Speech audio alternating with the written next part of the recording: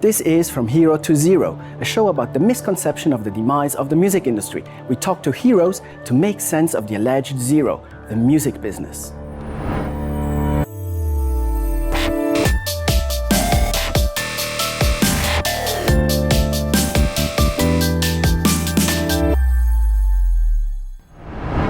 Hi Lee, how are you? Very nice, very good. Thank you. Nice to see you. Thank you for taking time and talking with us. All right. So Lee, you've been an artist, songwriter, like producer, musician, songwriter, we can say, yeah, for decades now, since the 70s basically, Yeah, right? Forever. Forever. Well, beautiful. Where do you see the difference between being a musician or an artist, producer in the music business today, 2016, compared to when you started in the 70s or maybe 80s? Well, if you can actually go back even farther to when I was a student, when I was learning the guitar, and I grew up in Los Angeles, and by the way, I have to keep noodling here because I'm warming up for my show. Well, it's a beautiful soundtrack. But I've learned how to talk and do my little exercises while we chat. You know, it's not really music, but it gets the hands warm. Sure. Anyway, in the '60s and early '70s, you needed real musicians. You needed real people to do everything. So when I was a kid, I played a lot of parties, weddings and bar mitzvahs and dances at colleges, whatever it was, at restaurants, jazz, but pop, rock, blues, R&B. And then I got in a big band when I was 13 years old. It was a college big band. And I was kind of a very young student and had learned a lot already, and so I kind of got into these older bands, and because of that, these guys were doing gigs, and they would hire me on the weekend and stuff. So the biggest difference between then and now is that now a lot of kids study in their bedroom, and they're eating up studying and practicing and doing everything with YouTube and the internet and everything, but they don't sometimes get out and play real live experience gigs with other musicians. So I've noticed that in my competition that I have, Six String Theory, that I call them sometimes bedroom musicians, because they don't get enough real world experience like we did when I was growing up. Do you think the problem maybe is that maybe there are not enough possibilities anymore, or there's too much competition? It's several factors. First of all, there's not as much work, there's not as much opportunities, because, for instance, when I was a studio musician, when I was very young and started out, and I got first established as a studio musician, you'd get called for a TV show. On that TV show, there would be 30 musicians. There'd be strings, horns, 2 guitars, 2 pianos. There'd be a big band. Now that same quality of TV show can be done by one person with their computer in their bedroom, and sometimes the results are good, but so there's not as much work. So that's number one. Two, there's DJs now, and there's different kinds of programmed music, so a lot of that so the opportunities are not as much, and there are a lot more players.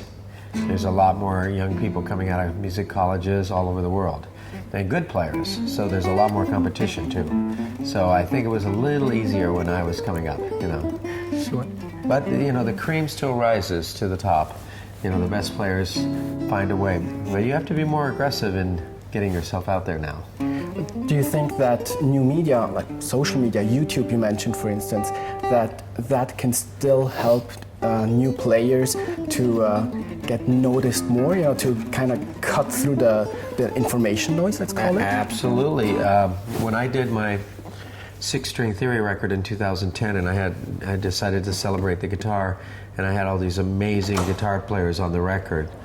I had everybody from B.B. King to George Benson to Slash to Joe Bonamassa, Robert Cray, just John Schofield, Pat Martino, just great players, right? But then I decided I wanted some newer students, some newer stars to join us as well. So, for instance, a great acoustic guitar player, Andy McKee, he got discovered through YouTube. He had a couple of great songs that went viral. Then, he had 50 million and then 100 million hits and stuff like that. So essentially, I had several guitar players on the project that I called my YouTube babies. So one was Andy McKee, the other one was the great rock progressive player Guthrie Govan, and then finally young Joe Robinson, a great country player who was like 18, just a killer player, but all had gotten established because of YouTube. So of course, the world has changed, and if you get 50 million people following your song on YouTube, and you came out of nowhere, that's something to notice. That's something to be reckoned.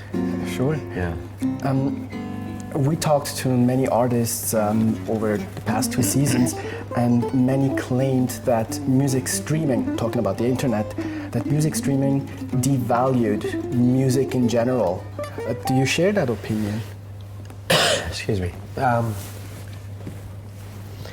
Well, music has gotten devalued little bit by little bit, chipped down. First of all, when I got my first record contract when I was 24 years old, and it was on Epic Records, and that time they were releasing in the U.S. about 9,000 albums a year. And that included every kind of genre: classical, rock, blues, R&B, country, you name it, folk, whatever it was. 9,000 albums total. Just a number of years later, that number went up to 100,000 albums every year. It kept going up and up and up and up. And then, let's say while we still had CDs were popular, then everybody could press their own CDs. Everyone could have their own mom and pop record company, which was great. But then you're talking about another 200,000 CDs getting. I'm just talking about the U.S. The world is even, much bigger. And so you have, and then the world got smaller in the sense the internet. Then I could hear records from Switzerland or Germany or Japan or South America or wherever you were listening, right? So then you just had, it got devalued because it's also at a fingertip. You can hear any music you want, and of course most of the time you can get it for free, which is also devaluating the value of paying the artists who make these records. So that's a problem. But it's just there's so much stuff out there too. It's just crazy, It's like, the FedEx guy came to my house 15 years ago. He was always a fan of mine, and he was always delivering stuff to me. And he, or maybe this was, maybe between 15 and 20 years ago, and he gave me his CD. I said, "Oh, did you get a record contract?" He said, "No, I just made it at home." That was the first time. I'll never forget that day, because I looked at my CD, I looked at his CD, they were equal. But, I had a $100,000 recording budget, and he had $15, But he still came out with a CD, So, and that's, again, the good news and the bad news. Things have just changed so much, And there's many great things about being able to make your own record and get it out and get yourself on a video and get it out to YouTube. And several of my winners from Six String Theory, this one bass player who won 2014 Mono Neon, the guy puts out a new video every day, And it's great, you get to see a lot of stuff that way. Sure. You just mentioned your FedEx guy bringing you his CD. How does an established musician like yourself, you won a Grammy Award and you're a big name, how did you adapt to these changes? Were you shocked in the beginning? I've always been kind of a geek about equipment, about changes. I was always an audiophile guy with my records. We were always trying the new technology. Dave Grusin and I were the first really in the jazz business to record digital records, go to digital, and that was before there were CDs, and it was 1979 when we were recording straight to 2-track digital, you know, and the first time we left tape, and so yeah, I take all these changes, the streaming and where it's gone, just in a very few years, you know, I kind of embrace it. I try to embrace it. You know, it's like, okay, this is what it is now. Let's get the best out of this. Because there's, hey man, you know, I've got Spotify and Pandora and everything else on my phone too. You know, it's a fantastic way to listen to music. You know, I watched the Nina Simone documentary today, and so then I was thinking there was a couple of great Nina Simone tunes that were not on that documentary. So I looked them up on Spotify. They were right there. You know, I mean, hey. Life has changed. You got to go with it. Exactly. If you try to stay in the past in the music business, you're in trouble. Nicely said.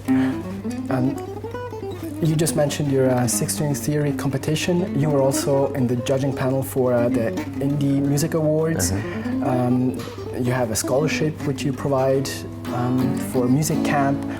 So basically, I was the president also of the Montreux camp, the Montreux guitar competition at the Montreux Festival several years. Oh, okay. Yeah, and then I headed up their foundation the first year they had it for their students. And so I love all the Montreux folks, it's great. Oh, nice to hear. I didn't know that. So basically what you do is artist development. Well, you know, in a way we are what we used to call A&R, Exactly. Artist and Repertoire. And so especially in the instrumental field of music, whether it's guitar, piano, bass, drum, sax, trumpet, whatever it is, the record companies used to help guys like me when I was starting out. You know, they would really, well, what kind of record are you thinking about doing? Well, okay, you know, and kind of try to guide your career and get the right kind of publicity and stuff like that. So that doesn't happen for young instrumental musicians anymore. You know, they're just out there. The companies that are surviving out there are looking for the next Adele. You know, so they're not really too concerned about you know, who the next George Benson is or whatever. You know. Anyway, so through my mentoring and I've, you know, I've been in this business for like 50 years since I was a kid playing guitar, you know, so there's a lot of knowledge I have, you know, just by being around, you know, and listening and paying attention. So I've been trying to give that back. Perfect, very nice. Well, Lee, thank you so much. It was very interesting. All right. All the best for the future. All right, thank you so much, man. All right, appreciate it.